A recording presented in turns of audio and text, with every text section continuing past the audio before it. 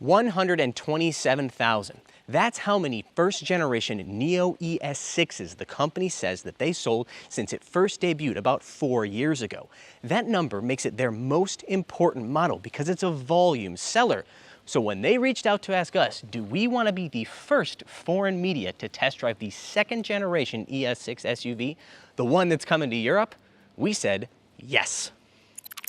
With hands-on test drives and reviews of exciting Chinese market vehicles, Wheelsboy is the #1 source for China auto insights. Be sure to check us out on Instagram and Facebook.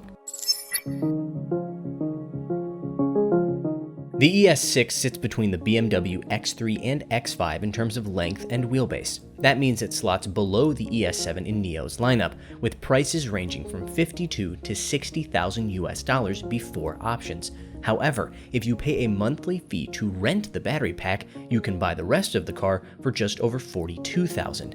That makes it noticeably cheaper than the first generation ES6. Time to find out if that lower price came with some compromises. A great deal has been done to make the ES6 as smooth as possible here on the outside, both for stylistic and practical reasons.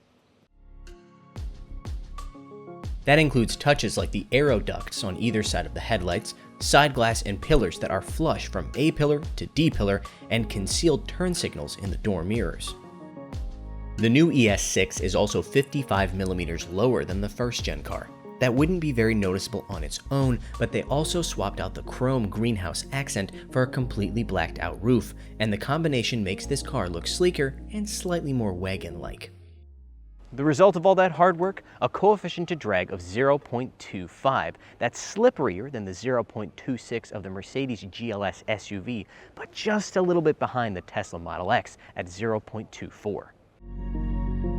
The all-new rear-end design is a departure from the first gen, but one that feels more modern as a result.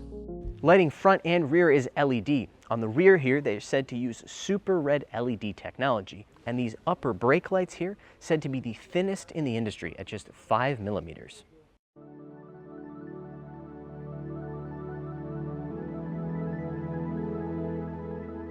This generation of NIO interiors has been consistently good looking, but with some material choices that left me genuinely confused. The ET7 and ES7 both cover their center consoles in a recycled material called Karoon, which looks alright but feels cheap. Not so with the ES6, which wraps the center console and pretty much every other surface in soft leather. Karoon is found only on the dashboard, where it is used as a design accent, not a touch point. This is also true of the cloth material used in the ET5 sedan. That car covered the lower dash in the rough, scratchy stuff, but you will only find it on the lower doors of the ES6.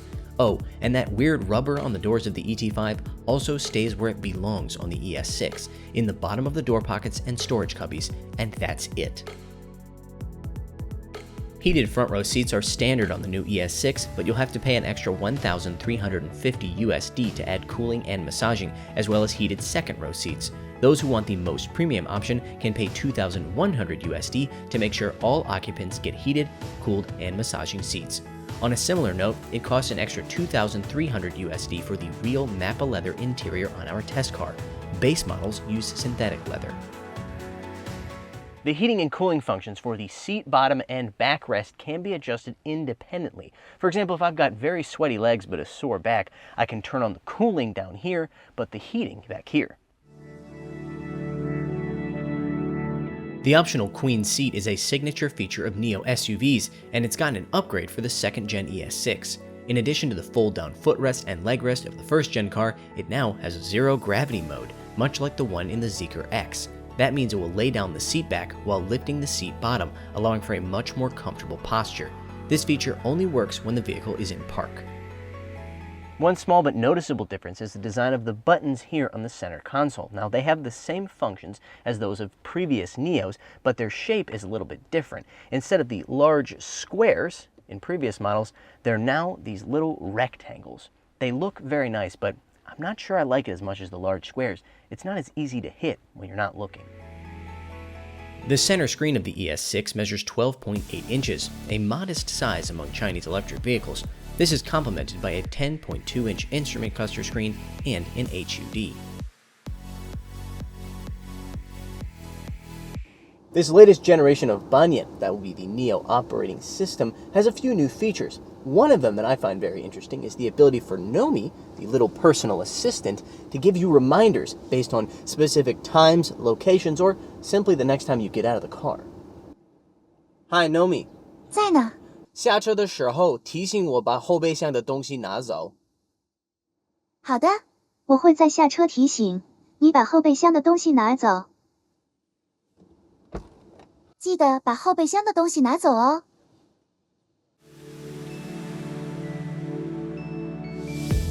Rear legroom wasn't a problem on the first generation ES6, and it certainly won't be on the new one, thanks to an additional 15mm of wheelbase.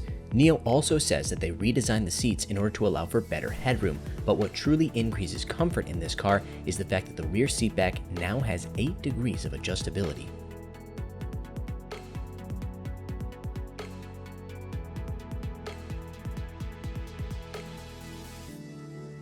As in other NIOs, the small LCD screen that controls your seat functions, media, air conditioning, and the panoramic sunroof is located on the back of the center console.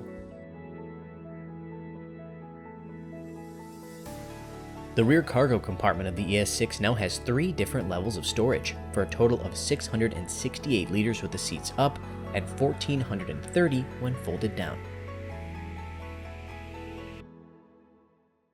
Part of our test drive today is the ability to try out Navigate on Pilot Plus. That is the latest version of NIO's highest level of driver assistance system they currently have available.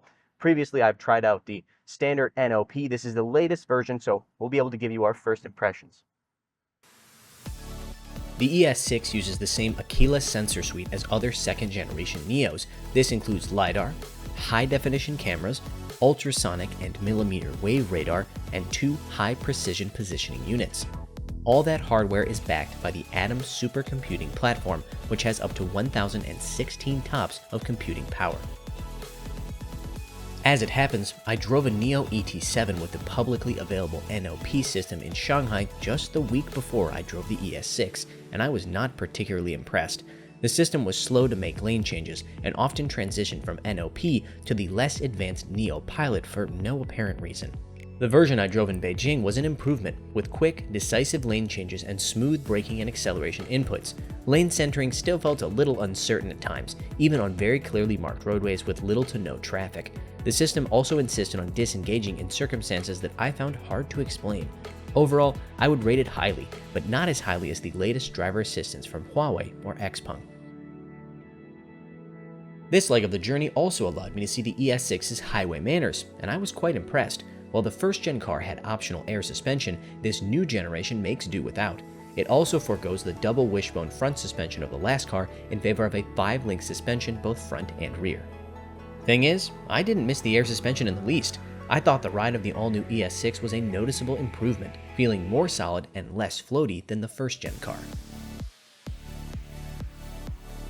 Like every NIO, the ES6 has battery swapping, allowing you to trade your dead battery for a fresh one in about 5 minutes. There are 2 different batteries available, a 75 kWh unit that provides 490 kilometers of CLTC range, or a 100 kWh pack with a claimed range of 625 kilometers. NIO says their 150 kWh semi-solid-state battery with a 930 kilometer range will be available for rental at swap stations starting this summer. The ES6 has the same dual-motor powertrain as the ET5 sedan, making 360 kilowatts and 700 newton-meters of torque. That's more than the 320 kilowatts that was available from the previous base model. It's also less than the 400 kilowatts that was available from the performance version of the first-gen ES6, but the company claims this new car has a faster 0 to 100 km per hour time, 4.5 seconds versus 4.7. Having driven both of them, I have to say, I find that 4.5 seconds very easy to believe, and in fact, it's probably pretty conservative.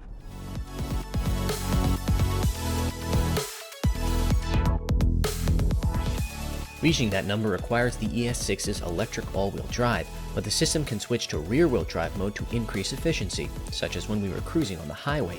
Eventually, we reached the mountains north of Beijing, where we were able to test the ES6 in a very different setting.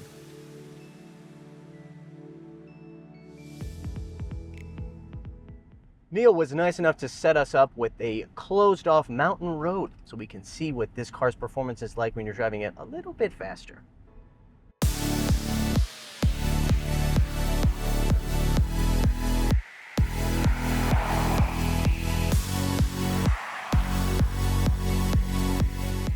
Throwing the ES6 into a few corners was good fun, but I quickly realized this wasn't its natural environment.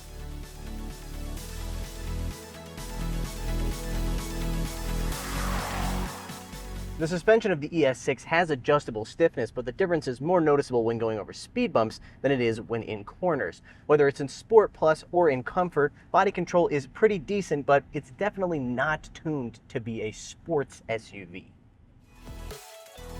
A Porsche Cayenne it is not, but that's something I'm willing to forgive, because NIO has never marketed the ES6 as such. It didn't take long for me to conclude that the positive characteristics I saw on the highway also applied to these twisty roads. Whereas the first generation car was just too soft, this one felt noticeably more solid and confident as I drove it up and down the mountain, finally reaching our destination and the conclusion of our review. On paper, it seems like this generation of ES6 had to give up some of the higher end features of the first gen in order to achieve that lower price point. I'm thinking of the air suspension and the lower levels of power. But once you actually drive it, you realize that it outperforms the first gen in pretty much every respect. And that's why I think it's going to deliver customers with exactly what they want from a NIO vehicle. Something that's large, luxurious, and prioritizes comfort over outright performance. All right, that's all for today's video. Thank you so much for watching. Be sure to check us out on all of our social media and our website. Links in the description below. And as always, like, subscribe, and hit the bell.